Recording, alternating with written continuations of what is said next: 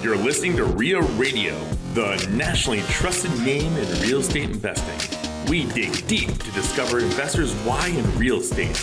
If you want to skip all the BS and get in investors' heads, you're in the right spot. Be one of the thousands to check out RIARadio.com.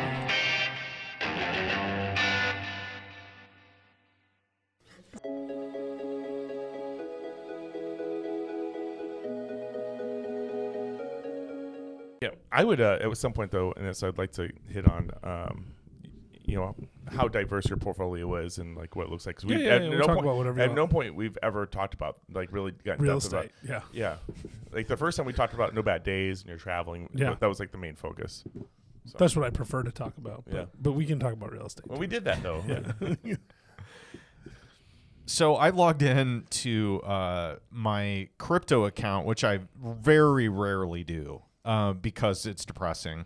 Over the last, probably, I don't know, before everything like went to hell in a handbasket with the cryptocurrency market, I had put in about 70 grand over time. I would just buy in $1,000 at a time in my account. You should have bought in like 2010. Yeah, then I know. You'd be very rich. So I was doing this over time, and it would go up and it would go down, it would go up, and there are wild swings in the crypto game. And I like, Jeff, do you have any? I do, yeah. Yeah. So in being in Puerto Rico, there's a ton of crypto people because Puerto Rico has taxes. Right. And they have a rule in Puerto Rico for. You have to apply for it, but you can get it awarded to you as 0% capital gains on cryptocurrency. So these guys that have a lot of crypto move to Puerto Rico and just wait for the market Holy to go up. Shit, are you serious? Yeah, 0%, yeah. Wow. Yeah, okay. It's called the individual investor incentive under Act 60 in Puerto Rico. And like you have to live in Puerto Rico. You have to be there. That's why a lot of people count their days, make sure they're there half the year and all this. I don't, because of my real estate, I don't need to be in a tax incentive. I mean, I have tons of bonus depreciation, right? And if they extend that again, like it looks like they're going to, then I'll be good. But yeah, so I have some crypto actually. And I know a lot of crypto people. Like, you walk around San Juan and you run into like crypto billionaires and centimillionaires and stuff like on a regular basis. It's a fascinating place to be. One of the reasons I like hanging out there. But so actually, like, you think it's depressing? You should have kept your crypto in like Celsius or one of these places that went like bankrupt. So I had I think I had like $20,000 worth of Ethereum and Bitcoin in Celsius, and they were paying interest on it, right? So I was like, oh, this is great. Celsius is like an exchange? Yeah, it was an exchange. It went bankrupt. And literally last week, this just happened last week, I got an email from the bankruptcy court's trustees website or whatever, and it was like, if you want to claim your, like, because we're all creditors, right? Like, because they're holding our crypto, and then they went bankrupt, and they had assets. They're like, as an unsecured creditor, if you respond to this email, we'll give you we'll give you your distribution. And I was like, oh, cool. I'm gonna get like $100 or something. Right, like a class action lawsuit. Yeah. Like I thought, like it's better than nothing, right? Like I lost 20 grand to these people, and it was like $8,800 worth of crypto. It was like 3.5 Ethereum or something like that they sent me, and it's in my PayPal account. And I'm looking at it, and I'm like, this can't be real. And then, that was like a week and a half ago, and that $8,800, it's worth like, and it wasn't 3 Ethereum, it was like 1.5 Ethereum and like 0.2 Bitcoin or 0.1 Bitcoin or something like that, right? I don't remember exactly, but it was like, that $8,800 is worth like 12.9 today. Like I looked at it this morning when I woke up, and I was like, how did that go? It went up like 50% in a week. It's crazy.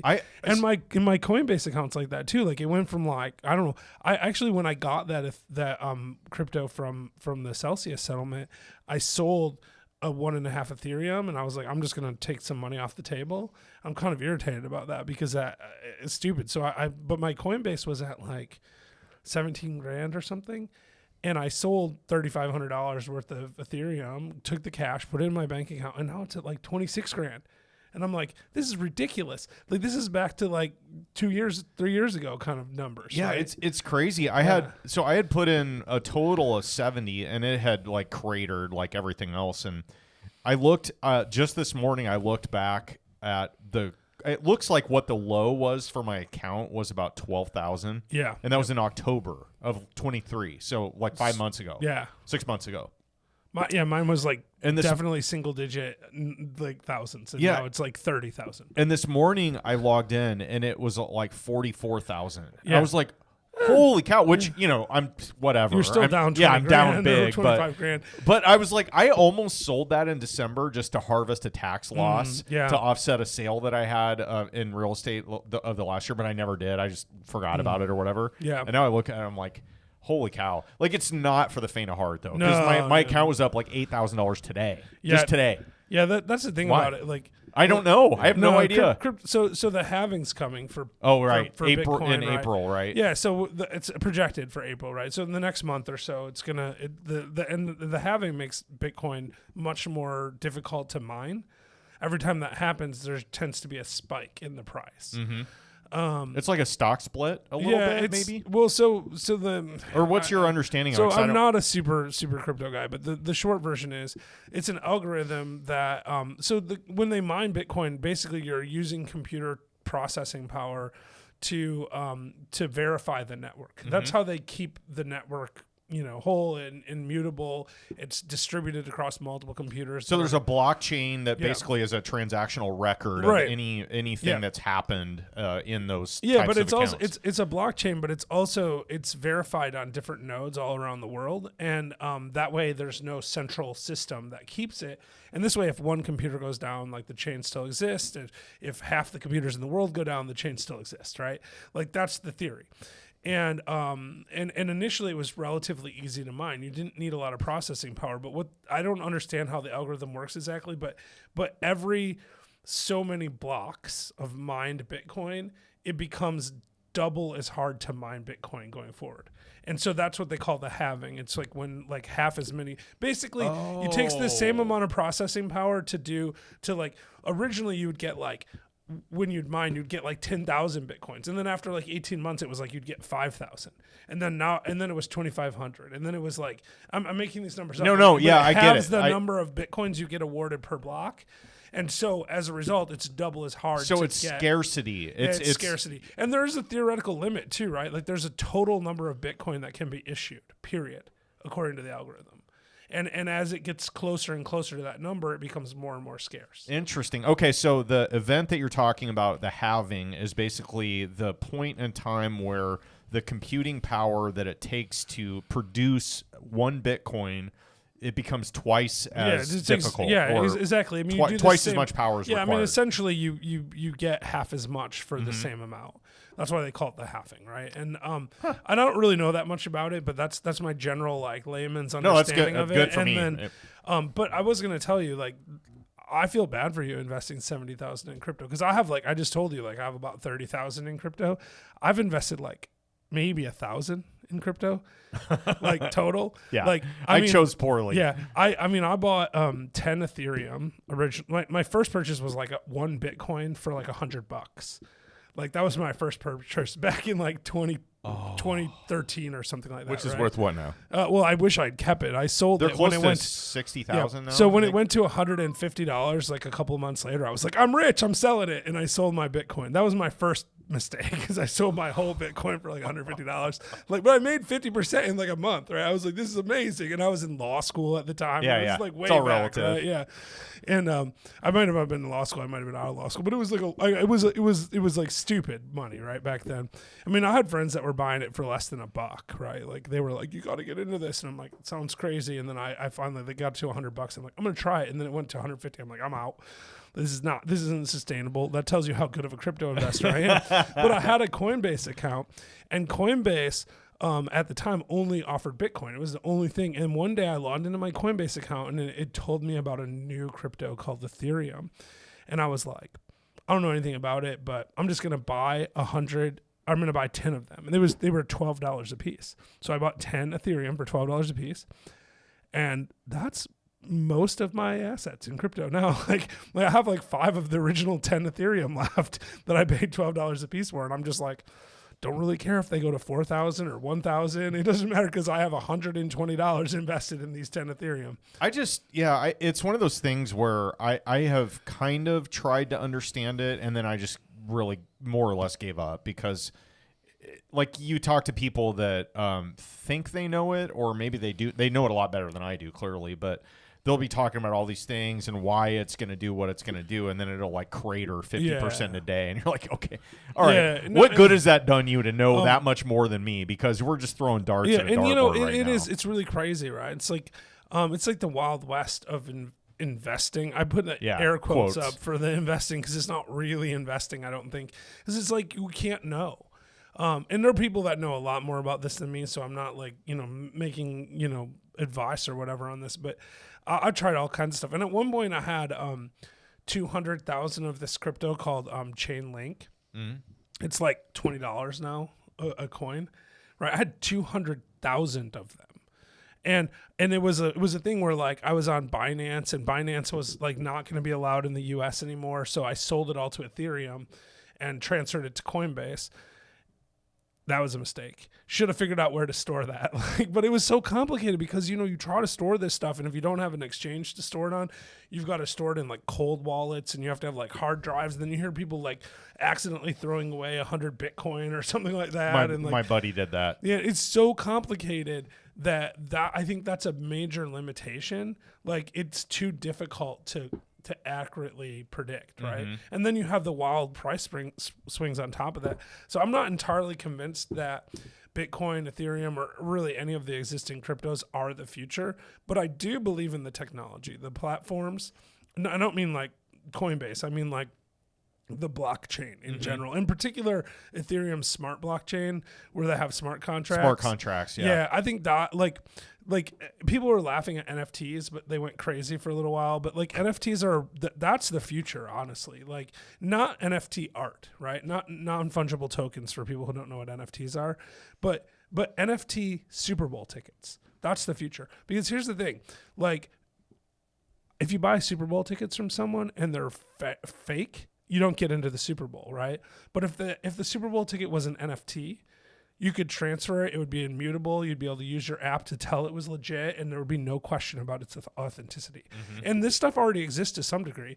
Like, e-tickets on Ticketmaster.com are essentially an NFT. Like, if I want to transfer them to you, I just push a couple buttons and it shows up on your phone, and I no longer have it. Yeah, and they had the QR code that has the moving thing on it where you can't just screenshot it. That doesn't work anymore. Yeah, that's what I'm saying. And that's essentially an NFT. It's a non-fungible token. It's a record inside of, and that's inside of Ticketmaster. It's not on the Ethereum blockchain, but I believe that, like, eventually things like emissions, like movie tickets and Super Bowl tickets, are obvious, but like I really think eventually like the ability to create like non-fungible tokens that prove ownership over a particular thing, specifically things that are digital assets. It might be like music, like, so you don't have to worry about people illegally copying your music anymore because you can just transfer it. If I own the rights to, one song, I can send it to you, and now you own the rights to the song, but I don't anymore, right? That kind of stuff, that's gonna change the way that we conduct business online and in person, because we all carry around smartphones, and we'll be able to like, I'll be able to like, here, scan here, now you own it, like that kind of thing. Man, I like, it sounds like we know what we're talking about, but I guarantee that somebody that's like really into this is kind of like, you guys don't know are insane. Anything. Yeah. But hey, let's talk about we were at, like, when we took a little break here, we were talking about kind of like lifestyle and real estate investing, and over time you kind of grow a portfolio typically. And I think I wanted to talk to you about, because you have a pretty large portfolio and it's varied, right? Yeah. So you have apartments. We talked about one of your complexes that you bought last year. You've got some, like, you said you're putting a shipyard deal together for your whole catamaran manufacturing. Build catamarans. Yeah, and what else? So, like, what other real estate assets do you? Well, the shipyard's probably not technically an asset of real estate, right? Like, it's a business, but it's not a real estate asset. We don't even own the land. Like, we're leasing it. But yeah. So I mean, I guess you can have leased properties, like Trump Tower or whatever is leased. He doesn't own the land either, but it's still got value. And I actually have a a commercial building. It's a 30,000 square foot retail space that we don't own the land. It's on a long-term land lease. It's got like 59 years left on it or something, but we own the building. We collect the rents. We just pay the fixed amount of land rent every month. And so I have a retail space. I've got industrial, about 80,000 square foot of industrial. We've got 3 office buildings now. We're about to buy another one. So that's the majority of the portfolio is apartments and then a little bit of non-residential commercial property. Now, to real world this, if you go ahead, Ted. Wait, and you got your cigar company. Well, yeah. Again, we haven't even talked about that yet. Again, not a real estate play, but we do manufacture just a diverse cigars. portfolio, right? Yeah. Well, so I'll be honest. 2 years ago, I was feeling like I was in a pretty good spot. The market looked choppy to me, and I thought, they're loaning us money so cheap right now that I'm going to borrow as much as I can, because they were loaning money below the rate of inflation. And I was on Instagram and Facebook, and I was like, guys, you need to borrow as much money as you can. I made a goal to borrow $10 million. So we bought a lot of stuff a couple years ago. And then I went, I don't really need to buy more real estate. Like, I'm in a pretty good spot right now, and we locked in some long-term rates, and I thought rates are going to go up, and they have, as we all know now. And so I just kind of went like, if I'm going to do any more investing going forward, it needs to be something that's interesting to me. That's how I ended up investing with my friend Todd and his sailboat company, just because I was like, I want to go sailing more, so like I might as well invest in a charter sailboat company, and that turned into the shipyard, because we ended up making that transition from like, okay, well, we can't buy more boats, so we're going to build our own. But I just started doing things like, I'm going to go to Tanzania and try to find a lodge that I can buy near a national park so we can take people on safari to see the elephants and the lions and all that. So I made several trips to Tanzania in 2022. And that was kind of the start of my, I'm going to only invest in things that are really fun journey. But then I sort of stepped back and went, well, you know what? Like, I still like making money. And then of course the divorce thing happened, and now I've got to make money. So I'm kind of back to buying real estate again, a little bit on the side, cause I like money. But yeah, it's definitely like still trying to do things that are interesting. I think it's really important for us to continually stay productive. It doesn't matter. Like, I probably have enough money that if I didn't want to travel like crazy, I could just lay on the beach and drink like rum all day for the rest of my life, but it wouldn't be satisfying. So I'm going to make an impact. So I have like a mastermind that I started that's all about helping people live an extraordinary life. And that's really where my real passion is now, is the extraordinary life stuff. And in order to live an extraordinary life, you have to be doing things that are a little bit extra. Because extraordinary is like actually a really interesting word. It's really extraordinary, right?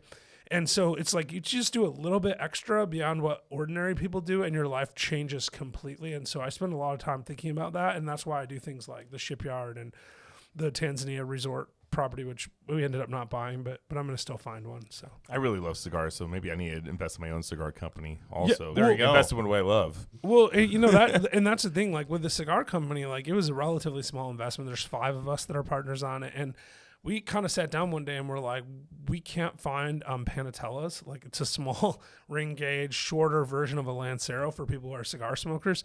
We can't find Panatellas, and it's one of our favorite sizes. So let's figure out if we can make them. And we just started making them, and then we're like, well, if we're making them for us, we might as well. This tastes pretty good. Like, you had one, so it's not a bad cigar.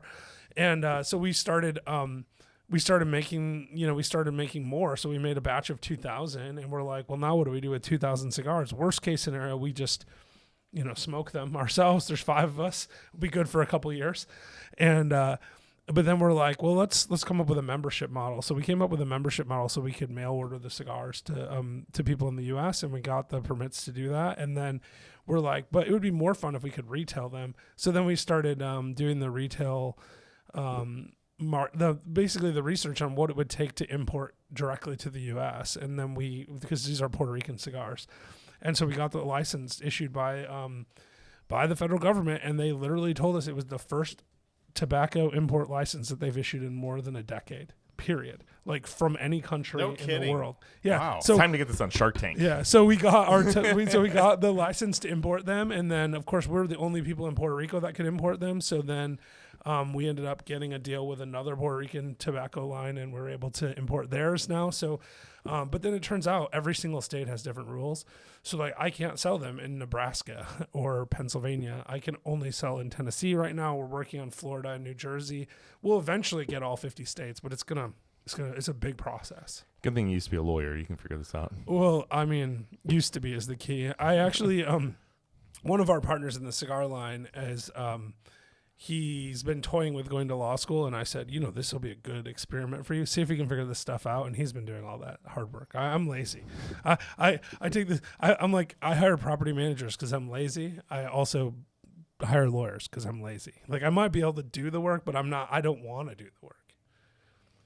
I mean, that's kind of the reason why we all hire property managers and hire subcontractors. We can do it, but also is it the best use of our time?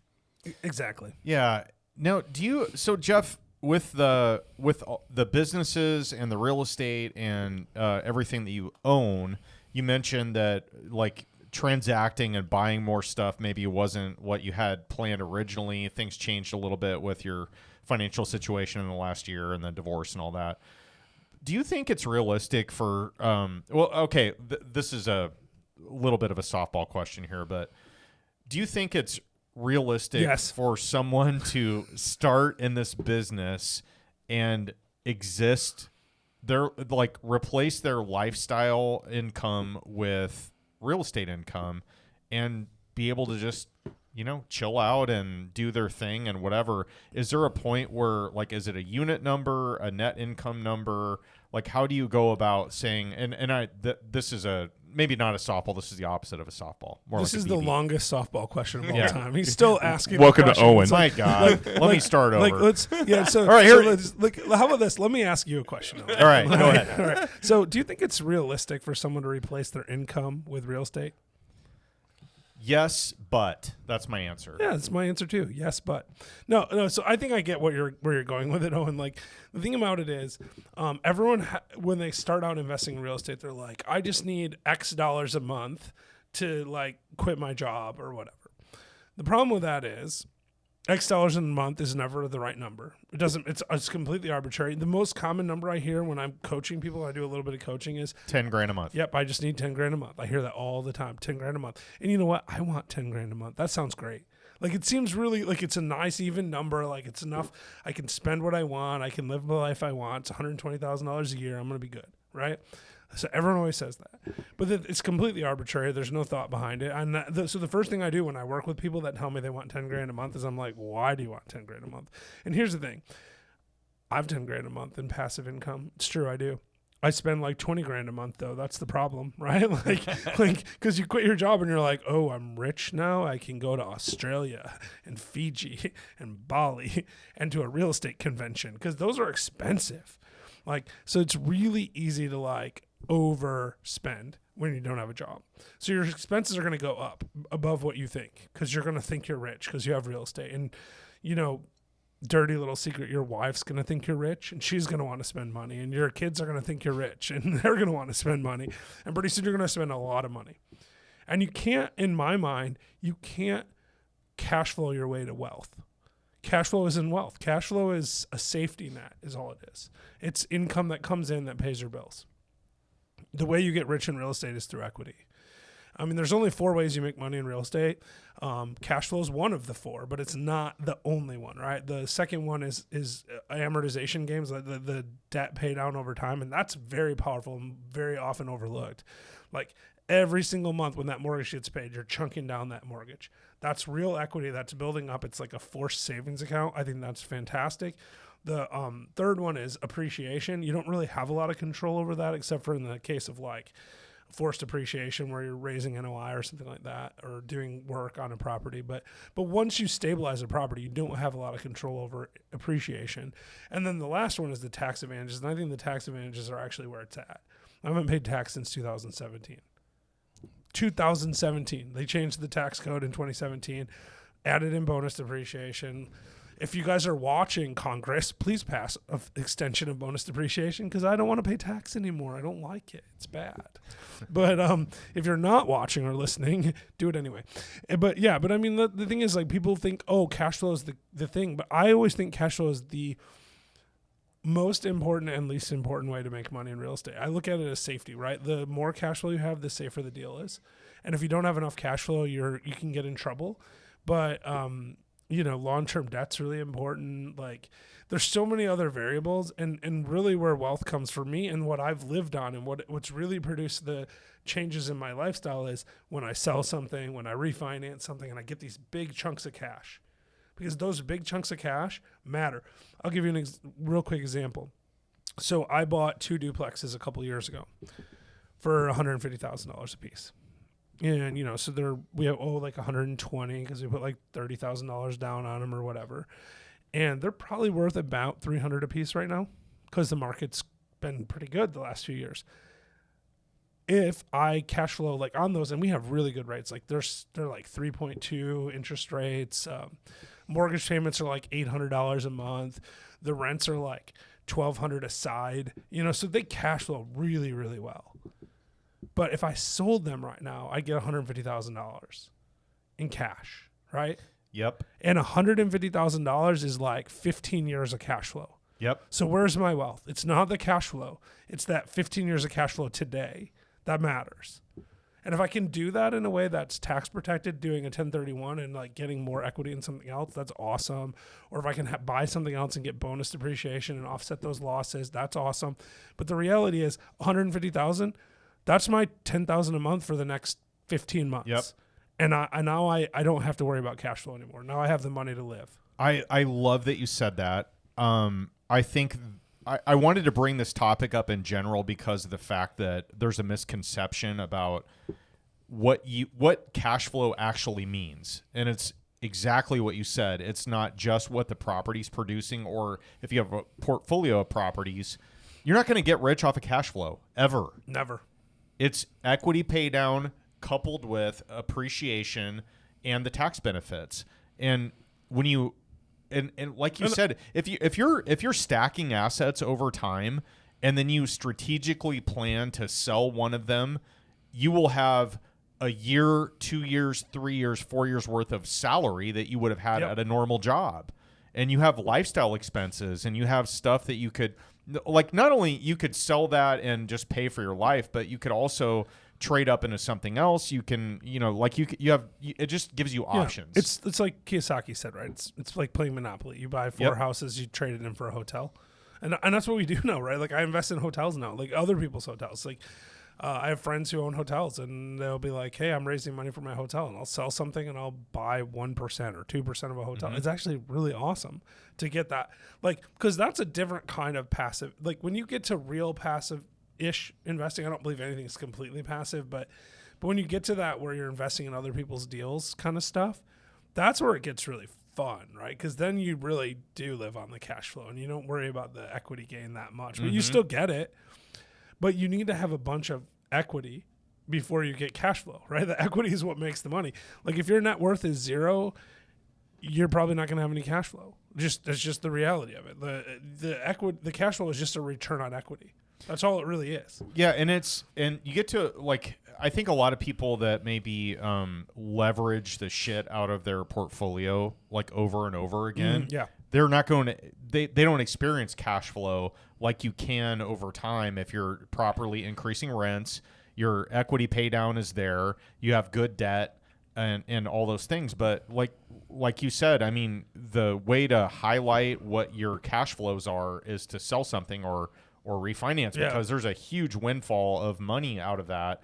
And to your point, Ted, what you brought up earlier, like, I don't know, I know you don't want to focus on this, but where is all the money at? Mm-hmm. Like, when you're in real estate investing and you're active and you're buying deals regularly, like, that's a real thing. It's like, we got to pay the bills. I'm broke all the time. Yeah, I'm broke and rich. That's just the way it is. Like, they say, you're like land rich or whatever, real estate rich. That's real. Like, that happens. You can have a lot of equity and not really have money, because, I mean, if you live a life like me, and I mean, I have a pretty good life, so I'm not really complaining, but like, if you live like I do, you spend a lot of money, and, cash flow is nice, but yeah, I mean, I need to sell stuff once in a while. I need to flip a house or something. I got to do something to bring in income. And there's nothing wrong with it. Yeah. Because you just recapitalize and then you can do it again and recapitalize and do it again. And then eventually you get to a point where you're like, you know what? I'm good. Yeah. And I mean, that's what I was saying. Like pre-divorce, like I really felt like, our net worth's where it is. Like we're good. The cash flow's good. We're fine. And I just want to do interesting things. And now I'm looking at it and I'm like, okay, well, I need to rebuild a little bit, but I still pretty okay. Like I'm not like, I mean, it's fine. Like I'm paying my bills. I've been traveling around the world and doing really cool stuff. And it's just you got to make a decision based on what your long-term goals are. If you want to keep working or you want to do something different. I mean, those things are important. But yeah, like you said, cash flow does not make you rich. It's just the reality. I mentioned this on the previous podcast, but it's really important to sit down with your significant other and explain that too. Yes. Because it was just last year I had to sit down with my wife. We went out for dinner, and I really had to kind of break it down. I'm like, hey, babe, we really got aggressive with our portfolio in 2020. That's when we started, but prior to that I had one property. And that was helping out a family member. And I was like, hey, since we cashed in our 401k for $40,000 invested into our portfolio, we've been able to turn that to about $250,000 in equity every single year. Yeah. To this date. And that was kind of like game changing for her. It's like, oh, and I go, that's our retirement account that we're building up. It isn't cash in hand. I mean, we do have some good cash flowing assets, but it isn't, we don't have tens of thousands of dollars coming in every month because we have real estate, which a lot of people think that if you're a real estate investor that you automatically have $1 million in your account. Yeah. No. And I mean, and the thing is like, what's cool about having real estate is that if you just stopped right now and you just went and got a regular job and you lived on your salary and just forgot about it until you retired, you'd be very, very wealthy. That's the cool part, right? Like the long game in real estate is unbelievable. It's like buying Berkshire Hathaway stock in like 1960. Like the long game is ridiculous. I was telling the story about my mom passing on the 10 shares of A stock to take the free trip to Maui. Yeah. Well, you mentioned it earlier, but the equity pay down in real estate is something that nobody really considers when they're first starting out, because you get caught up in the deal junkie phase of acquiring assets and doing deals and all that, and then you're like, yeah, whatever, I'm not making. Well, I mean, it's like $1,200 a year. Who cares? And then over time, it really adds up. Here's the thing, so I'll have I mentioned my my strip mall earlier. So I have a strip mall. We bought it for $1,900,000. We 1031'd into it, so we had sold something and we bought it. So when we bought it, we owed $1.5 million. We put $500,000 down, something like that, because it was just under $2 million. We owed just under $1.5 million, and that was 3 years ago, something like that. Now we owe $1.3 million.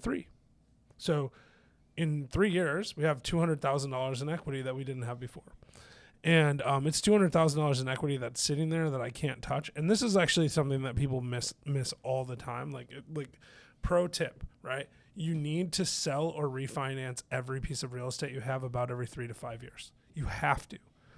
This idea that you're just going to get a 30-year loan and just amortize it for 30 years, it's cool.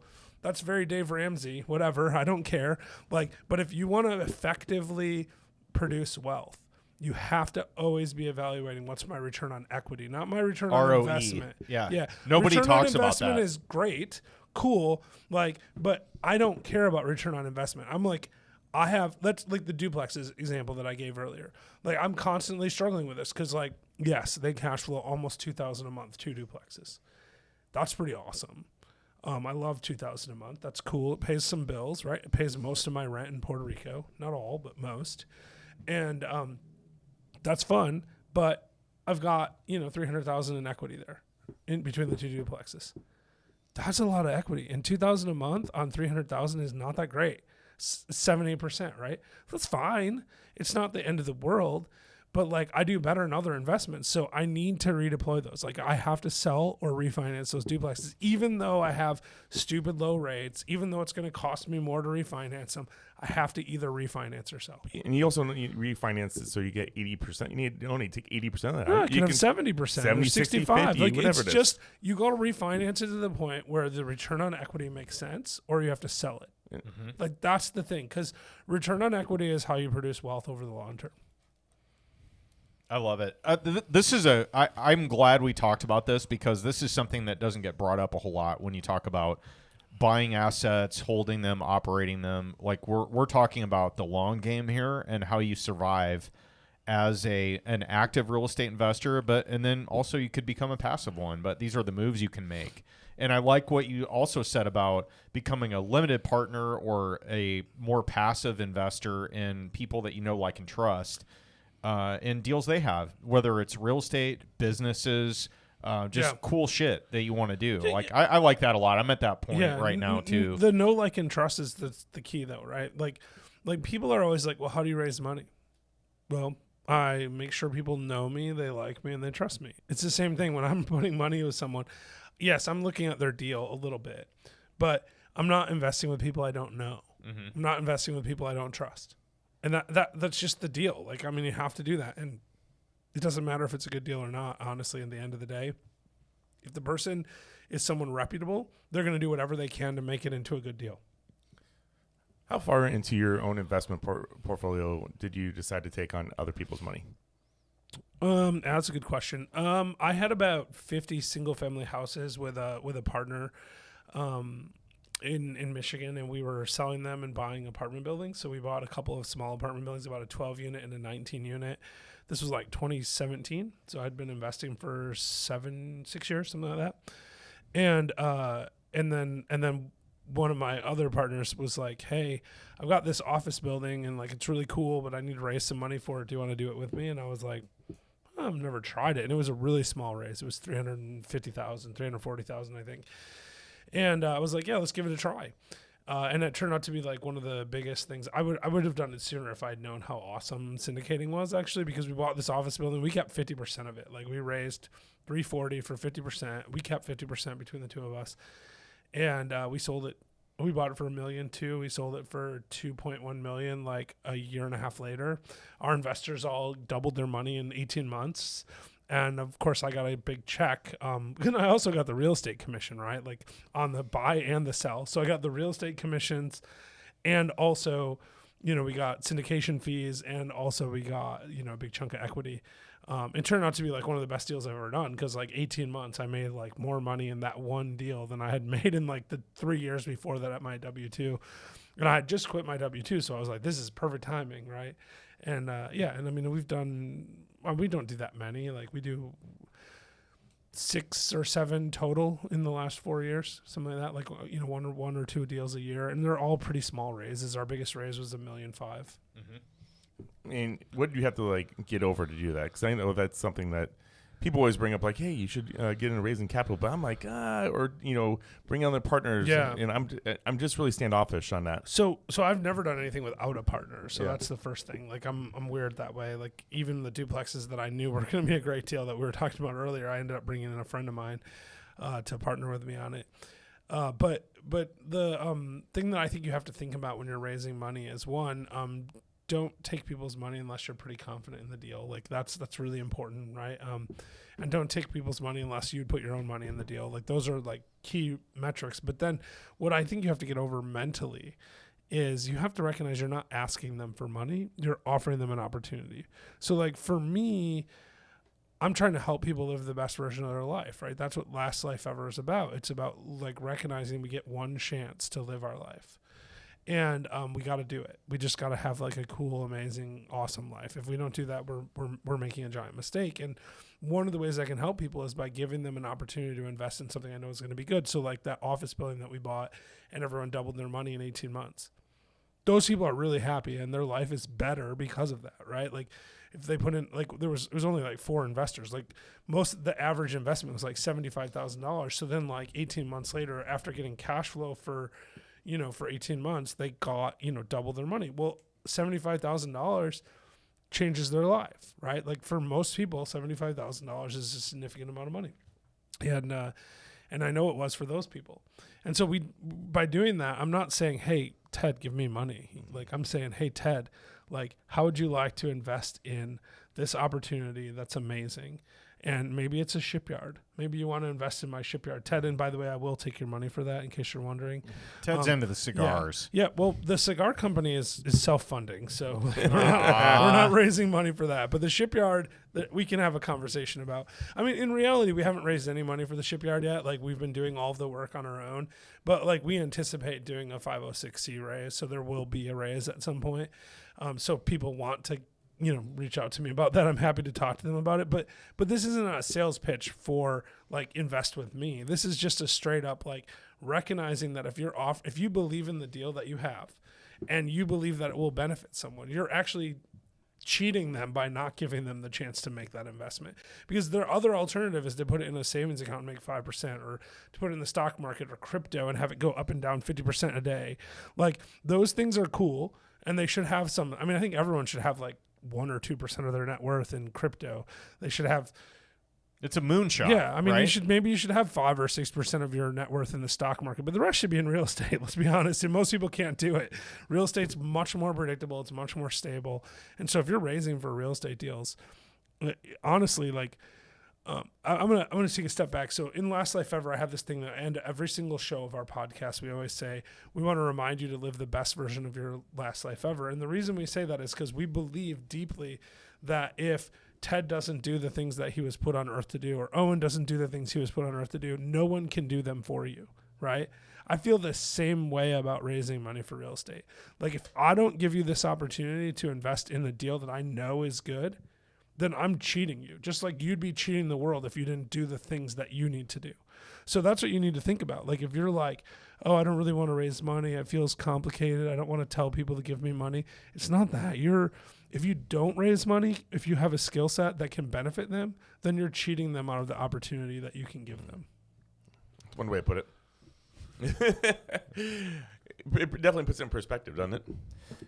Yeah, totally. And it's you mentioned on the first podcast we had you on about No Bad Days. You're a published author. I don't want to gloss over that fact for those that are tuning into this episode that didn't catch the first one.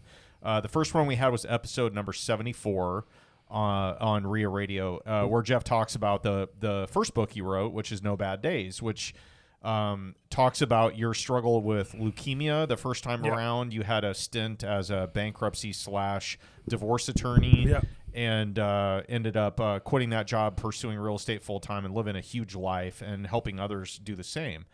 Do you have any other books in the hopper, or any ideas for them that you're kicking around? Yeah, I started writing another book, actually. You're the first person I've told this to. Well, I mean, there's some of my friends, but this is the first time I've said it like on the air. I'm writing a book about Puerto Rico. Okay. And about my personal experience in Puerto Rico. I've actually wanted to write this for a while. So one of my favorite genres of books is like the most famous is probably like Eat, Pray, Love. If they made it into a movie with Julia Roberts, but like the basic idea is you go somewhere, you spend a year of your life or 2 years or 3 years, experience that culture, and then write your perspective of it as a foreigner experiencing that culture. And Eat, Pray, Love, Elizabeth Gilbert spent 4 months in Rome eating, right? 4 months in, I think it was India, praying, and then 4 months in Bali falling in love, and eventually ended up married. But the best of that genre, right? The best of that genre, there's always some kind of trauma that you have to overcome. And I started realizing that there's no book about Puerto Rico, and I was like, wow, there's no English language like somebody moves to Puerto Rico and experiences Puerto Rico and describes it. The book does not exist. There are people that are Puerto Ricans that moved to the U.S. and wrote about their experience growing up, and those are great books, and I've read most of them now that I can find. But there wasn't a book in the genre that I liked that was like a expat essentially moving to Puerto Rico, and there's a ton of interest in Puerto Rico, and I was like, why doesn't this book exist? So I started to write it like 3 years ago, and I was like, man, I don't know how to write it. I don't have enough trauma in my life. And so I stopped writing it. Then I ended up divorced, right? And it wasn't my plan. And my ex-wife and I went to Puerto Rico on our honeymoon. So I've got this long history with Puerto Rico. We were married 19 and a half years. And so more than 20 years ago now, I went to Puerto Rico for the first time with my ex. And I was in Puerto Rico when she told me she wanted a divorce. And so I was like, whoa, I've got my trauma now, so I can write this book. So I've been working on that. So I'm writing a book, healing myself in Puerto Rico. I'm tentatively calling it The Soul of San Juan, but I'm probably going to change the name, but I kind of like it, so maybe not. Buy that website right now. Yeah, probably should before Beardy Brandon does. Yeah. Beardy Brandon, man. I mean, Brandon's obviously a big fan of your show, and that he's probably listening right now. So Probably. Brandon, just remember this. I came up with that name. If you buy the website, Brandon, like you still owe me. That's all. He's still our highest viewed podcast that we've ever had. Until today. Until today. Yeah, until today. So what's funny? Like, so I've had Brandon on my show. I was on Bigger Pockets, and I'm actually going to Maui to be on the Better Life podcast, his new podcast. Oh, cool. Yeah, so I'm doing that in June. But when I had him on my show, like we got less views than normal. Like, I don't know why, because it's like we normally just drink old fashions and talk about real estate. It's just the two of us, and it's fun, but it's not that fun, right? Like, it's cool. Like, I like the show, but Brandon came on. We had a great conversation. It's like great content. People should check it out. And it just, I don't know, the algorithm must have downplayed it somehow. I don't know, but we got, hundreds of views. Yeah. Like maybe like low hundreds, like 110 or something like that. It's just like no one saw it. I'm like, it's weird. Social media is weird. So when we did ours, we did a boost on ours. We paid for a boost, did Instagram boosting of it, and I probably should have. So probably should have. Like my the one that got the most views is when we interviewed Harry Dent, the economist. Oh yeah, yeah, and we got tons of views, and we interviewed him during COVID. The thing is, like, I met Harry in 2019 at a real estate event in Dallas. And he was keynoting a speech there, and I was a big fan of his when I was in high school. I'm a weirdo. Like, I was reading economy books when I was in high school. So I was having a conversation with him in the hall, and I was arguing with him because I love the guy, but like I disagree with his underlying premise because he's like a doomsdayer. Like one of my other friends, Robert Helms from the Real Estate Guys, he always says he says Peter Schiff and Harry Dent have predicted 19 out of the last 2 recessions. Like it's that kind of stuff. Like so Harry's like always like, oh, the world's gonna end tomorrow, like kind of stuff. So anyway, I'm talking to him in the hall, and like this is one of the reasons I love going to real estate events in general, because you get to meet really cool people. I'm talking to him in the hall, and he says to me, "Hey, Jeff, this is like a great conversation. I wish I could continue it, but I'm late for lunch with Robert Kiyosaki." That's what he says, and I'm like, fair excuse. And then I say to him, okay, well, we'll just pick this up in Puerto Rico next weekend, because Harry lives in Puerto Rico. He used to live in San Juan. He lives in Palmas del Mar now, which is like Humacao. It's over by Fajardo for people who are in Puerto Rico, but everyone else doesn't care. But anyway, so I didn't live in Puerto Rico then. I hadn't been to Puerto Rico in 3 years. I just knew he lived in Puerto Rico, and he goes, "You're going to be in San Juan next week?" And I go, "Yeah, I'm going to be in San Juan next week." And he goes, "Okay, here's my cell phone number." He hands me a cell phone number on a card, right? And he's like, "Call me when you land." I'm like, "Okay, I'll be there Friday." This is on like Saturday, right? I go home from this real estate event, and I said to my now ex-wife, I said, "Hey, we're going to Puerto Rico next weekend." She's like, "I have to work next weekend." I'm like, "No, just figure it out. Like, you're the boss. Figure it out. like we're going to Puerto Rico next weekend. It's important to me." She's like, "Well, I like Puerto Rico." So we went to Puerto Rico, and I landed in Puerto Rico, and I texted Harry, and I go, "Harry, I just landed. Like, where do you want to meet?" And he's like, "How about the bar at the Caribe Hilton?" And I was like, awesome, because that's where I'm staying. And he lived like a block from the Caribe Hilton. By coincidence, he came over. We sat there for like 3 hours talking. And in that conversation, this is in August of 2019, he says to me, "This economy is going to crash any minute. It's going to be terrible, probably like by March." This is August of 2019. So March is 2020. Remember what happened in March of 2020? The economy crashed. He goes, "Probably by March." And then he says, "I don't think it's going to be a real estate bubble, because like the fundamentals of real estate aren't that bad right now. It'll probably be something like a global pandemic." August of 2019, he told me that, and I was like, "You're insane. That's never going to happen." Yeah, and then it did. And so after that, I was like, well, I probably ought to interview Harry on my show to talk about how he predicted the pandemic like 8 months before anyone else did.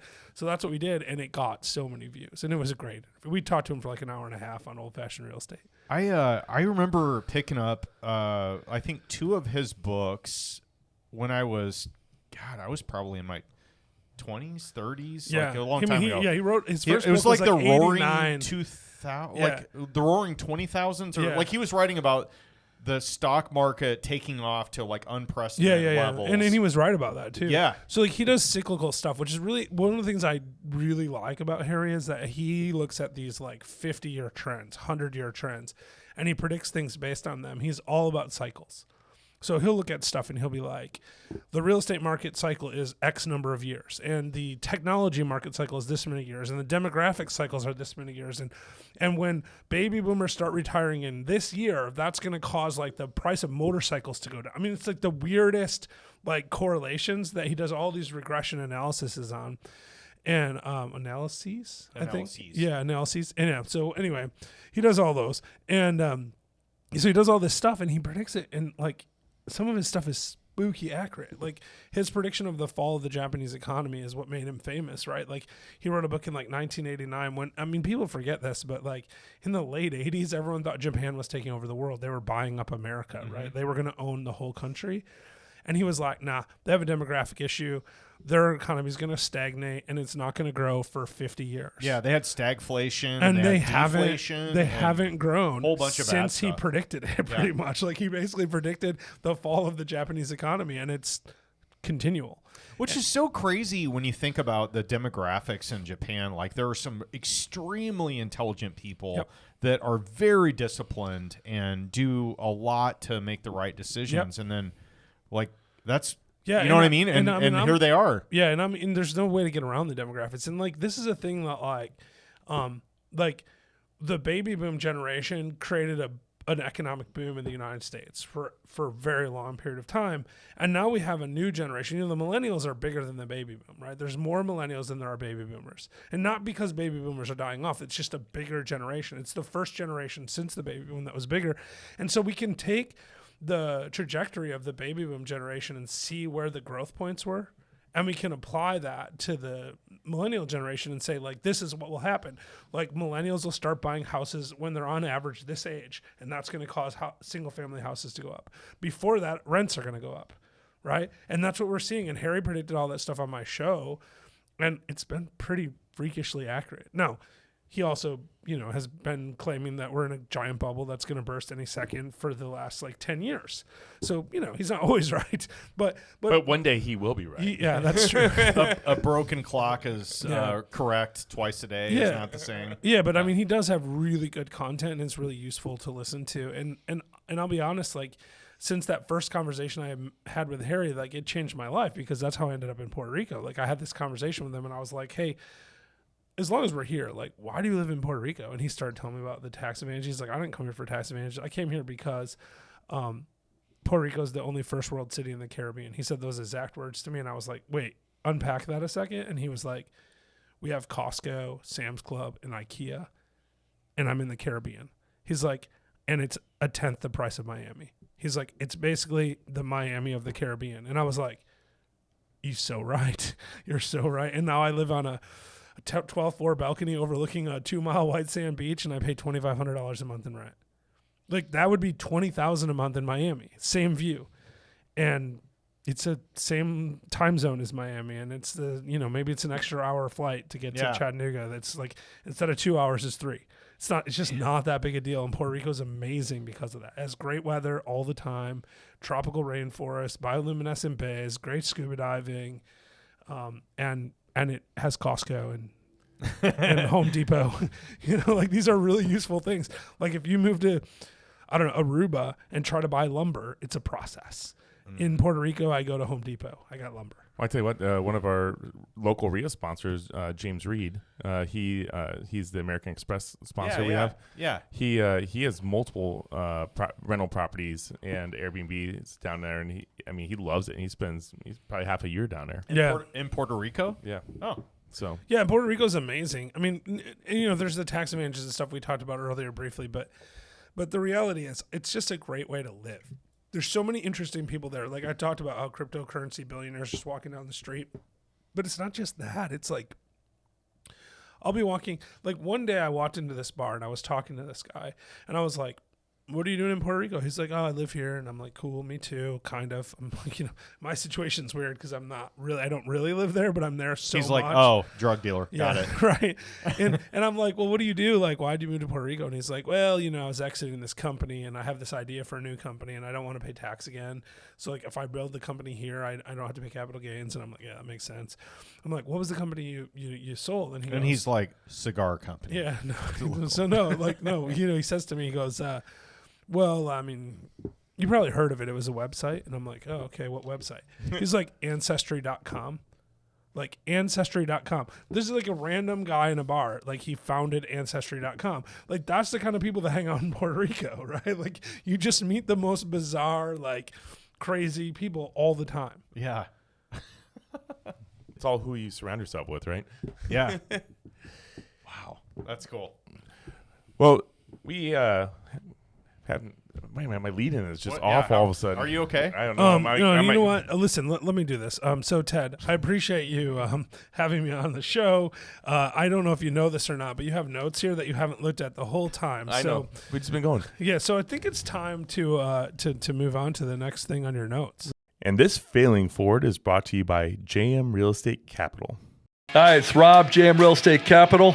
We're the money guys that you need to know for all your real estate investments. Talk to us. We can do what your local bank can't or won't do. We don't have millions, we have trillions with a T to lend. 844 we close, or go online at jmrecapital.com. That's jmrecapital.com. JM Real Estate Capital, smart solutions for the real estate investor. Failing Forward. Very nice. In this section of our podcast, this is something that you had a learning lesson in life, and it could be real estate or anything. And out of it, there's a lesson that came out of it. Okay. Yeah, I've never learned anything. Okay, well, I just came out of the womb knowing everything I needed to know. No, hey, so actually, Failing Forward is a great concept, right? So for me, I believe that everything that we experience, and I'll give you a specific example in a minute, but like everything we experience is a learning lesson. If it works out really well, sometimes we miss that lesson because it's really easy to be like, oh, everything's working out really well. But if it works out really poorly, whatever it is that we're doing, like we're forced to learn from it because we only have two options in that scenario. We can either like go hide in the corner and cry, or we can keep on living.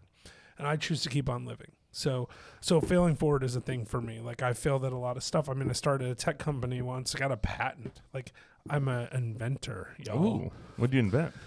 Yeah, I don't really understand it, to be honest with you. It was like a weird thing. It was a tech thing. So it was a software application development plan to basically like an earlier version of AI for coding. It's really cool, but like, ChatGPT kind of kicks our ass. So excuse my language if you got to beep that. So they didn't steal your idea. They didn't steal it from me. I wish they did. Then I would be rich. I'd be like, sue you because I got a patent. And then when you met the Ancestry guy, you could have said, hey, well, by the way. Yeah, by the way, I'm a tech guy. But so I mean, I started this company I didn't understand. So it's actually, as long as we're talking about that, it's a good example, right? So a buddy of mine who's really, really smart was like really frustrated with his work. And he was like, hey, I have this idea. I know it'll be amazing. It's a software development tool that's going to basically make it so that I can replace a whole team of developers. And the idea was to train the algorithm to code in your style. So you could write one line of code and it would code like, 1,000 lines of code, which is really, really useful if you're software development.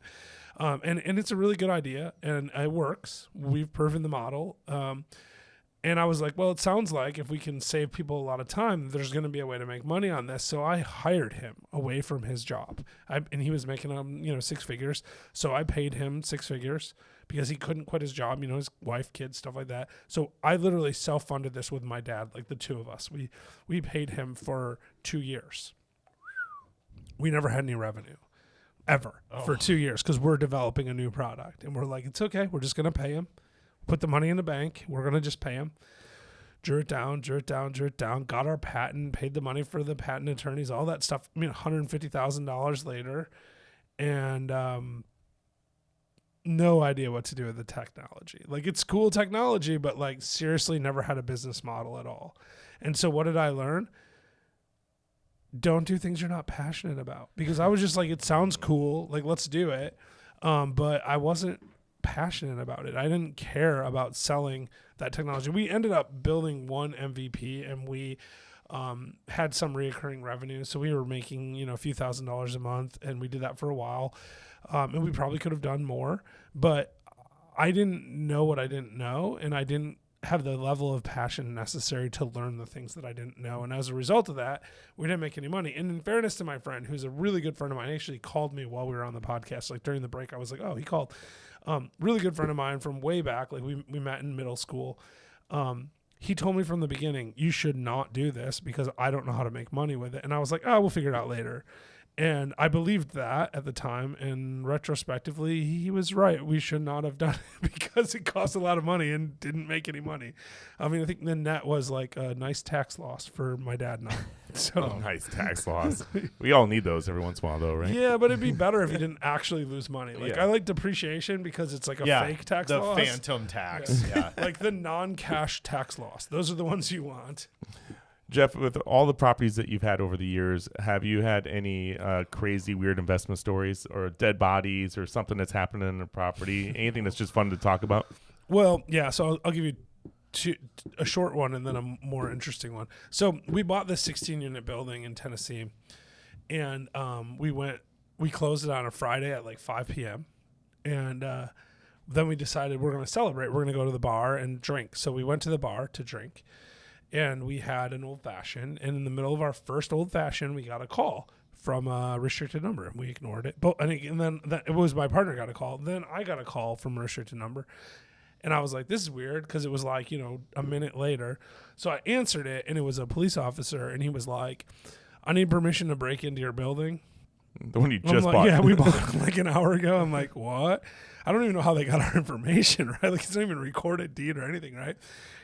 And what had happened is one of the people like hadn't talked to their family in a week or so, and had actually passed away in the unit, and had gone into a diabetic coma actually, and then died, and had been dead for several days and exploded, literally exploded. So we bought an exploded dead body on a Friday afternoon. So that was probably the craziest purchase I've ever made. Oh, my God. Yeah.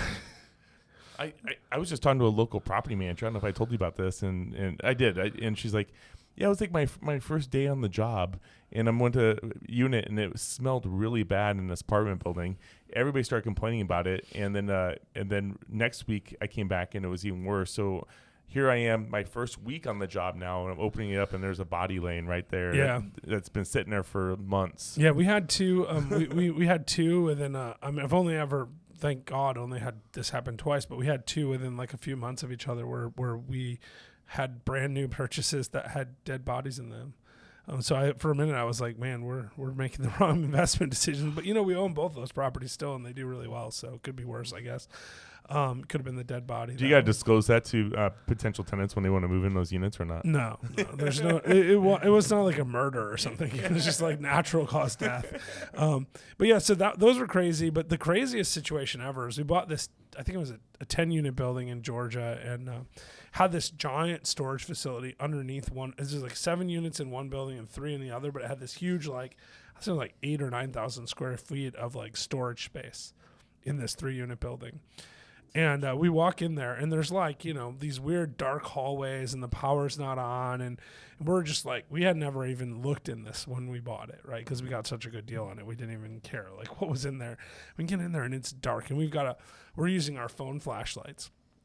And I see like a torso in the corner, and I'm like, what the hell is that? And, my buddy's freaked out by spiders. So, like, we're going through cobwebs and stuff because this has been, like, and, like, he's like, there's a spider over there. There's a spider over there. Like, we're running around like this. And then we see these, like, headless bodies in the corner. And I'm like, this can't be right.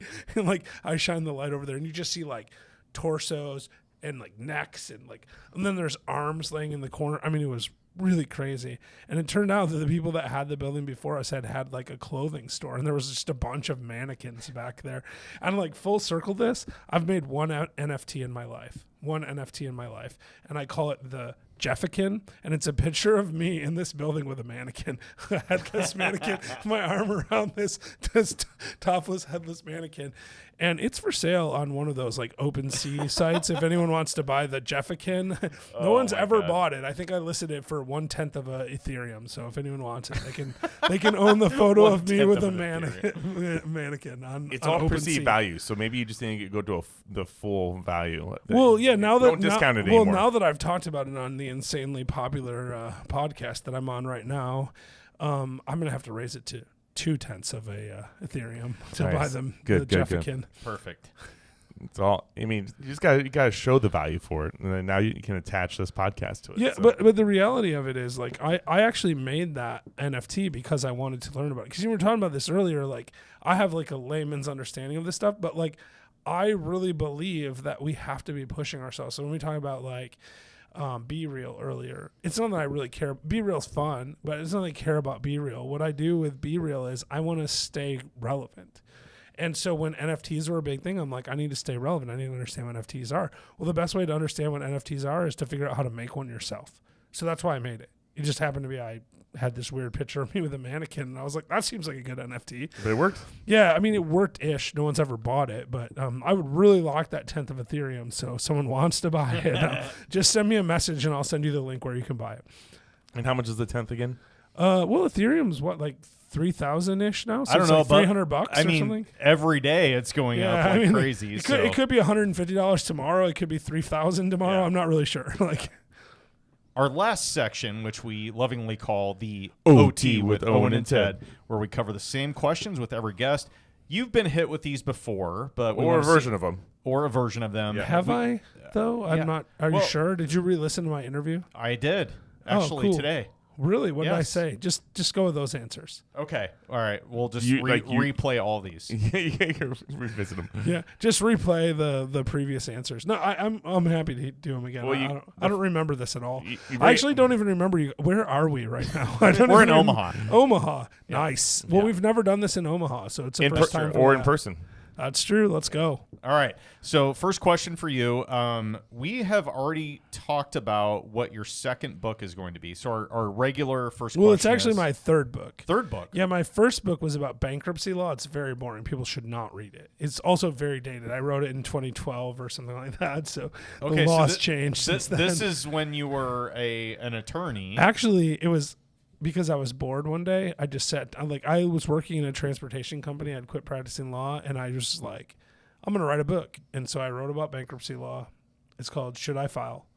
A Definitive Guide to Hiring a Bankruptcy Attorney. And how often are you still getting paid on that? I get like $4 a month from Amazon, something like that. Something like but it's one of those residual incomes that you don't have to think about.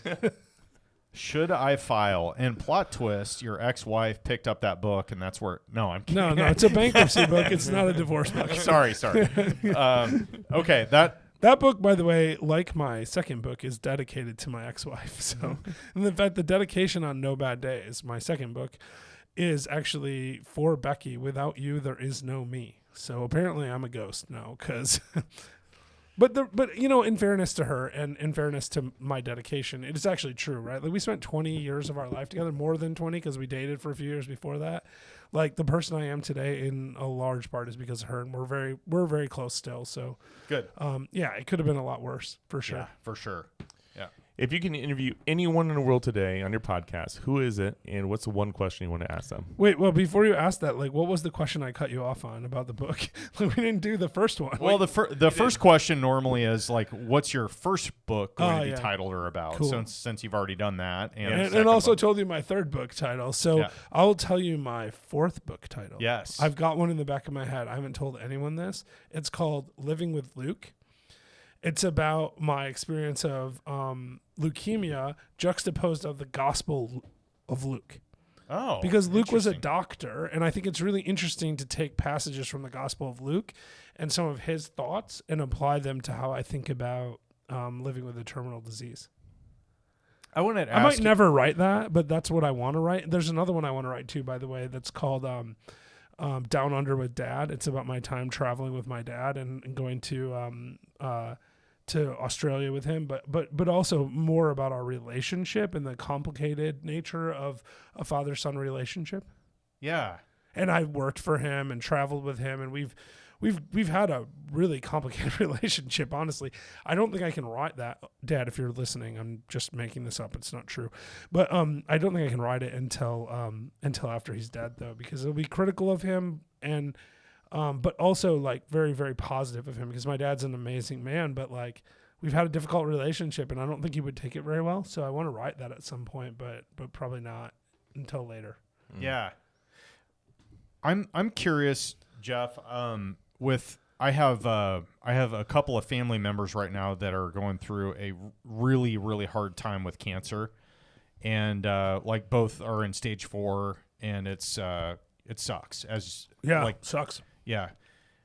Do you feel like, and now you had a battle with leukemia, and your positive attitude arguably is kind of the trump card with what? Well, I mean, I got lucky, right? Like, I mean, the reality is, so I've had cancer twice, actually. Most people don't know this. I had melanoma.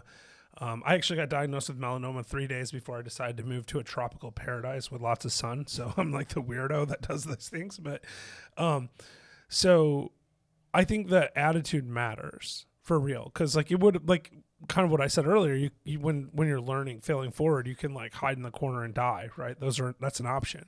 When I got diagnosed with leukemia, I made a decision to find the best doctors in the world. I decided I'm going to figure this out and I'm going to not go down easily. Like, but I could have lost that fight. Like, it's like if the treatment that I'm on didn't work, I would be dead. That's just the reality of it. And like, and I don't have control over that, but I do have control over making the decisions that maximize my odds, right? That give me the best chance to be alive. And we all have this in everything we do. It doesn't matter if it's business. It doesn't matter if it's health. We get to choose how we respond to the stuff that happens to us. And so for me, having a positive attitude allowed me to have the mental clarity to figure out what I needed to do. I had about, let's see, it was 8 years ago. I got diagnosed with melanoma, and I had to have skin graft. Like, I've probably been to the doctor between oncologist, dermatologist, sucks, probably, right? I don't know, 80 times. Yeah. And you have to do it for life. Once you have melanoma, right, you're every 6 months for the rest of your life, you're getting a skin check, or maybe every year. I mean, depending on how serious yours was. But I remember feeling a couple of things. One thing is, like, in my head, I was like, okay, this isn't that big of a deal, and I was really, really positive about it. I was like, I got this, no problem, no big deal. I'm just gonna be really positive and go through it, and and then like I had to get a radioactive isotope injected into me to see which lymph nodes yours it would had go to. metastasized already? It was deep enough to where I had to get like treatment for it, and and I don't talk about this ever. Like I really don't. It's only very rarely that I do, but because I feel like I got really lucky with mine, and it's not that big of a deal when I talk to other people that have been through much, much worse. So I almost, and that's how I almost feel like a poser a little bit, like talking about it. So I feel the same thing about the leukemia and the melanoma, because like it wasn't that hard for me. Neither of them were that bad. But and I get people, because I talk about it a lot. I get people like, oh, I want you to meet my mom. She's got leukemia. Like, you can give her advice. And it's like, I don't even know what to say to someone who's dying of leukemia. Yeah. Or dying of melanoma. Yeah, stage 4 is way different than catching it early. I was Graves level 1 with my melanoma. Like, I caught it super, super early. Like, they just cut it out. Like, 2 surgeries. Yeah, I mean, it wasn't awesome. Like, it's not fun. But I caught it really early. Yeah. And with my leukemia, like, I just got lucky. The drugs that I take were just invented a year or two before I was diagnosed, and they're very effective. The type of leukemia I have now is very manageable, but it wasn't always. And at the time when I was diagnosed, it's the mental effect of being diagnosed with cancer that I think is the part that I want to share. And that's why I tell my story. Because like I talked about that Oklahoma City talk that I gave. When I was in Oklahoma City, that was the first time I ever publicly talked about having had leukemia. And the reason I did that is because the guy who invited me to speak had said, hey, your story is really fascinating, and I really think it would resonate with my audience, and I really want you to tell this story. And then I did. And like I said, people for years have told me it changed their life. And I don't think it would have had I not been fully authentic. So I had to talk about my experience with leukemia. And thinking I was going to die. Like, and I don't know how you felt with your melanoma, but like the melanoma didn't bother me as much as the leukemia did, but it did bother me on a level, because it's like, if you have one cancer, sometimes people beat it, but usually when you get that second or third cancer, you're done, right? Like I was like, this can't be good. It's going to pop up. This is, yeah, elsewhere. it's just, I'm a cancer guy now. Yep. Like this is Yep. what I have. Like I'm just gonna have cancer forever. Now, fortunately, that hasn't happened again. So, knock on wood or whatever. But like, but that was my first thought. But my second thought, because, you know, we talked about this before about the no bad days philosophy and all that. My very next thought, because I've trained my brain so efficiently, was this will be great to talk about on a podcast someday. And here we are talking about it, right? Yeah. And so, like, for you, the advice I would give you is, like, it's cool not to talk about it, because you don't want to be, like, always playing the cancer card. Like, Yes, oh, woe yes. is me. Yeah. Feel sorry for me. But also recognize, much like what we were talking about raising money, it's like you're doing a disservice to people if you don't give them that opportunity. It's the same with your life experience. If you have something that impacted the way you think and you don't share it, then you're really doing a disservice to the people that could benefit from hearing your story. I needed to hear that, honestly, because I got a reminder this morning, and I wasn't kidding. I re-listened to our podcast about your stuff, and I was kind of just rehashing some research on what you've been up to and all that. And I got a reminder this morning that I have an upcoming appointment with my oncologist where I have to get imaging done. So I have to get an ultrasound done on my like my lymph nodes. Yeah. And I have to get side exam and all that. And it sucks more mentally than anything, because like you think you're good. It's such a relief when you're done, and that's one thing I just grab onto, and you know exactly what I'm talking about. Every time I go to my oncologist, I'm just like the so day stressed. I go, I'm freaked out. Yeah, I'm freaked the F out. Most of the time, I'm pretty good at just compartmentalizing it and moving on. But that day when I have my oncologist, and I go to an oncologist in Michigan, and I drive up there usually, or I fly. So I have like, a day of travel time where I'm thinking about it, and I'm like, I work myself into this unnaturally negative state. And I'm not normally like that. And I'm like, I'm going to die. I'm going to die. I know I'm dead. They're going to tell me I'm dead, and they never do. And it's cool. And I hope they never do. Right. Like, but so far they haven't, but every time I do that, and I think it's actually a defense mechanism for me. Like, because if I get bad news, I'll be like, well, I knew it. And then it allows me to process it better. Yeah, you defuse the bad news by planning for it. Yeah, exactly. So I think it's natural defense mechanism that we have. But yeah, man, I mean, I'm definitely going to be looking out for you. Like when you go to the oncologist, I hope you get good results. But if you don't, like, you just got to make the best decision with the time you have, and figure out what the best decision is. Whatever that medical advice is, like find the best doctors, do the best treatments, and like you can only do that if you stay positive. So you got to stay positive. Yeah, I appreciate you saying all that. I just wanted to highlight that because we talk about we on this podcast have talked about imposter syndrome when it comes to real estate investing and personal success, and just how sometimes you just never feel you feel like you've never gotten there with regards to success, and you always feel like there's somebody that's better than you, and then if they catch you talking about it, it's the same way with cancer or any other disease or stuff that's happened. Like you just can't escape it. Yeah. So I met Hal Elrod a few years ago, right? And this is like the case in point with what I'm talking about. Right. So I met Hal Elrod, and I quote him a lot. Like one of my favorite quotes of all time is from one of his early books. It's essentially like the moment you accept 100% responsibility for your life is the moment you can change anything in your life. And when I met him, that's what I told him. I go, hey, I literally quote this all the time. I quoted it on the Bigger Pockets podcast. Like I talk about it constantly because I think it's like really impactful. If you take responsibility, you can change anything. Mm-hmm. Like that's super important. It's a really, really, really deep concept. And you can think about it forever. But like when I met Hal Elrod, I said, people are always comparing my life story to yours. And he's like, Tell me about it. So I'm telling him about my leukemia and all this, and he's like, well, I've never had like leukemia. And then like a month later, he has leukemia. I'm like, what the hell, man? He's like, he wanted to outdo me, right? Like this guy, like car accidents, leukemia, like every possible like thing.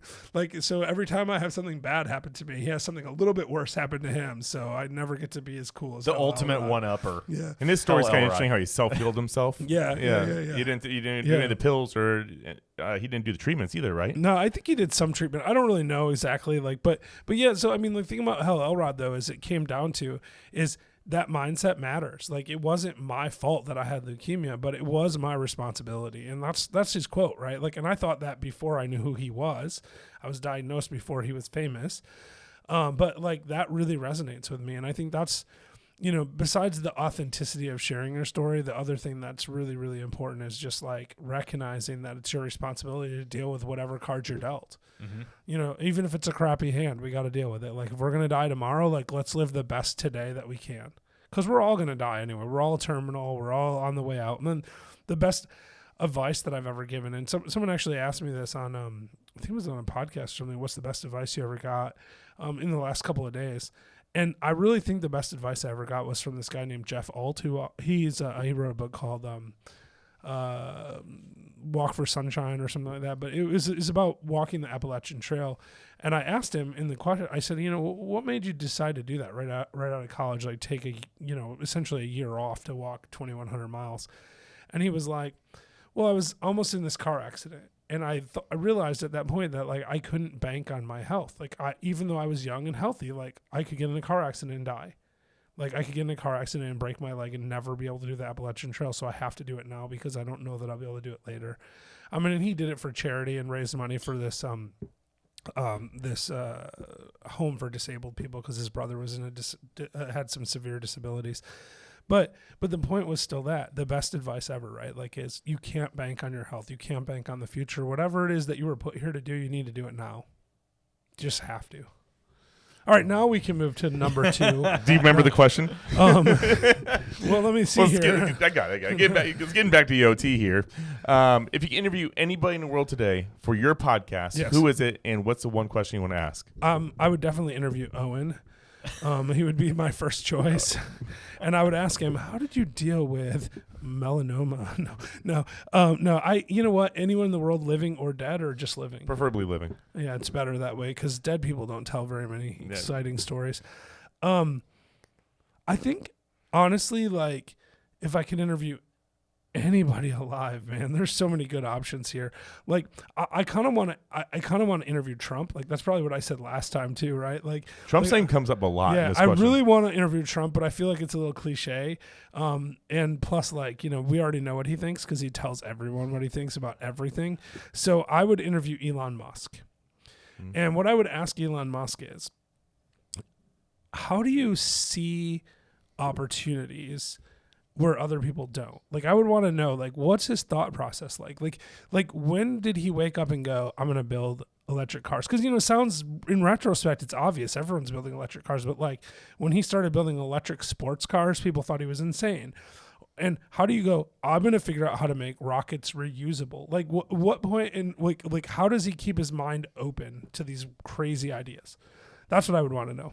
Well, and also the fact that the things that he does are so insanely difficult and require such re-engineering or just tech that has never been done before. Exactly. Like, doesn't he ever get to a point where he's just like, you know what, F it. Like, this is way too much work. Well, like, I just, you know what I mean? Does he never get to a point where he's just like, I'm done? I've had all these ideas. It's been a good ride. I'm out. Like, I want to retire. I mean, he's got Mars to conquer first. I mean, does he feel like he carries the weight of the world or multiple worlds on his shoulders? I think he does, actually. Like, I think he thinks, like, much like I say in Last Life Ever all the time, that we have an obligation to live what we're here to do.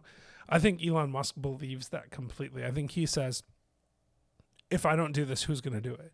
Like, I have the ability to do it. I owe it to the world, to society, to civilization to fix these things while I'm here.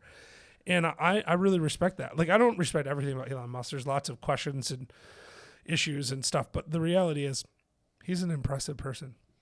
And I would love to hear how he finds the opportunity. But also the second question I would ask him was like, how do you not give up? Because like it's got to be hard. Like at one point, thank you.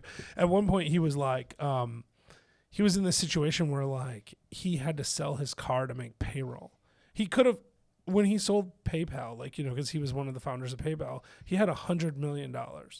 And he bought a McLaren for $1 million, and he's living his life, and he's like in his early 20s. And he was like, I'm going to take all my money and I'm going to start not one, but two like world-changing companies at the same time. I'm going to build rockets and cars, electric cars. And he could have done either one of them and been fine, right? They're both extremely successful and very wealthy because of it. He could have done either one of them. He was like, I'm going to do both. And I don't care if I like lose all of my personal wealth in the process. So he had to sell his car to make payroll for Tesla. Like, think about that. Like, how do you go from $100 million in cash to having to sell your car to make payroll and not doubt yourself? That would be my second question. How do you do that? If we had Trump on, I would do a whole episode on his New York lawsuit that he has, that where he had had paid out $450 million for. Yeah, well, he hasn't paid it yet. Now they're saying that he might not have the money. Like, there's all kinds of interesting things. Taking his towers. Yeah, well, you know, he doesn't own the land. We covered that earlier, Yeah. so it doesn't matter. He just let's just go back to the landowner. Yeah, there's a whole thing to unravel there. Owen? All right, we asked you this before, and I liked your answer. I want to see if it's changed. Okay. So we have a question that we ask every guest, which is, we're at your funeral. It's the end of days. Who is going to deliver your eulogy, and what do you hope they're going to say about you? And also, I'm going to put a little twist on this. What's your funeral look like with all the traveling and everything that you've done, and where's it located? Yeah, so that's not something I spend a lot of time thinking about because I don't want to die. Good. Yeah. So in my ideal world, I live to the energy death of the universe, and I'm the last person alive, and so the funeral doesn't ever happen. I'm sure that's not the answer I gave before because I don't like to admit that out loud very much, but you guys are cool and we're here in person. So, but no, so like, I don't know who gives the eulogy because I hope to be alive long enough that most of the people that I currently know are dead. Like, that's kind of my goal. But you know, you guys can do the eulogy. But you know what would be really cool, actually, now that I think about it, is like if we just took selections of this podcast and we made that my eulogy. We could just cut this thing up, and maybe the last one we did too, and we can like have a video of that, and then that will be my eulogy, me giving myself a eulogy. And so with that, folks, that's my life. And now that's going to happen. No, I don't know. Like, in as far as where it's going to be and all that, I don't care, man. Like, once I'm dead, I'm dead. Like, I want to live my life while I'm alive.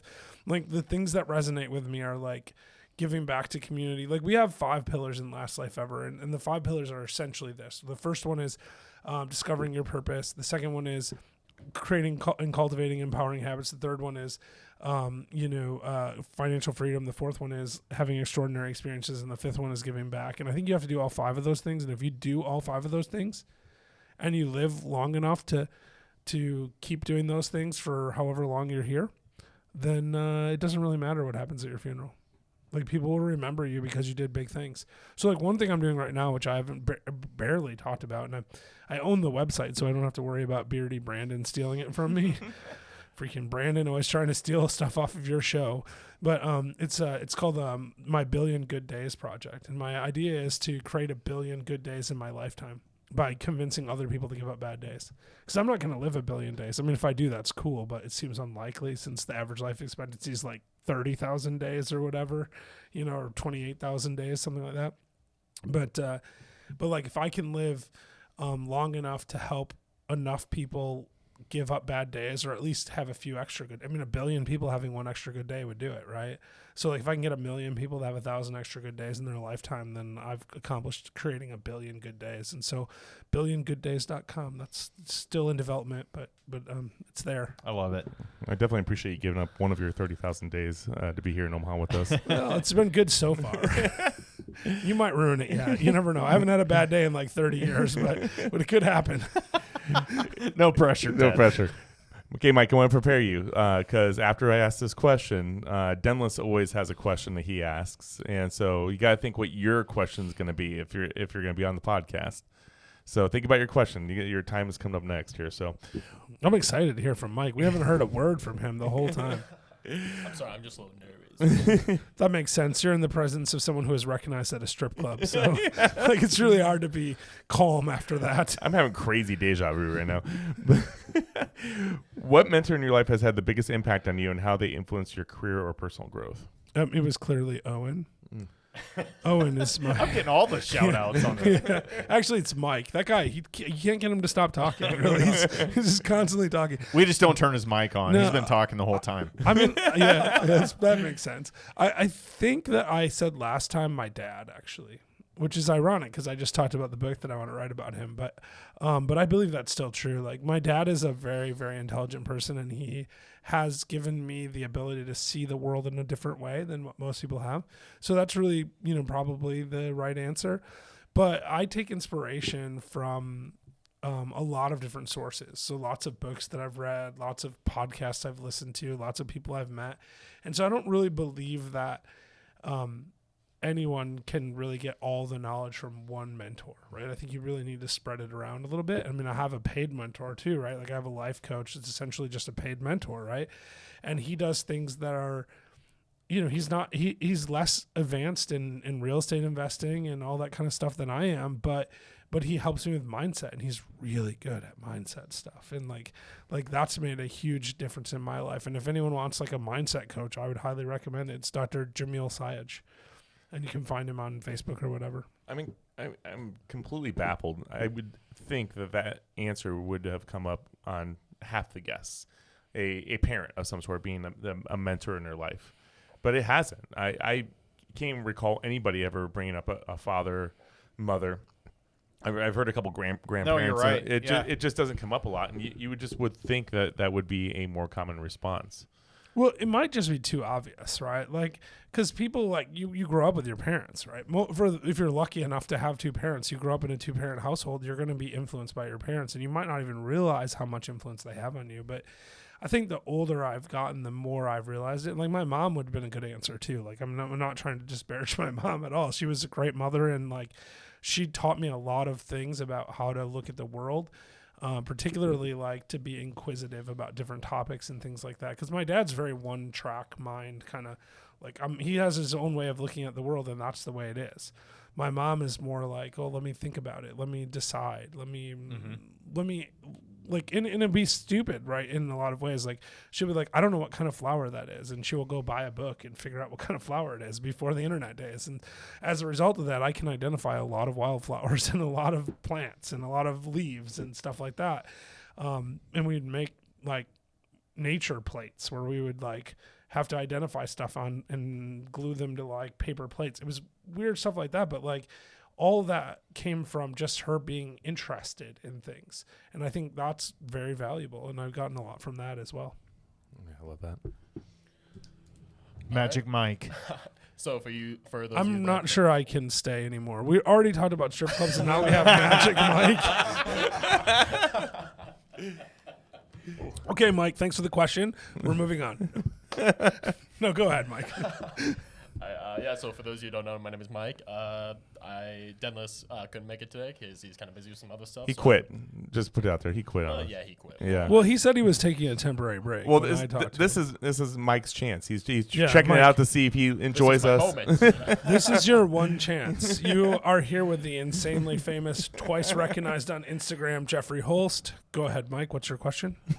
So I've kind of thought about this question before, just for my own personal life. So Yeah, we don't care. All right, let's move on. yeah, I kind of suspect. Go. This is my moment. Okay. Go, Mike. I'm just kidding.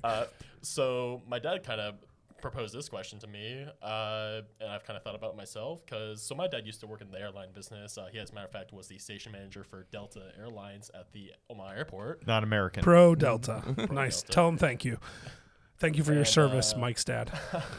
And in the past couple of years, he retired because he actually was fighting pancreatic cancer ever since I was 6 years old. So Wow, it's been, that's a long time. That's pancreatic tough cancer is disease. a bad one too. Yeah. That's not great. Yeah, and like it's honestly, he's been doing very well lately. I mean, it's not really disrupted his life too much. It was really only in the past couple of years that he decided to retire as a result from it.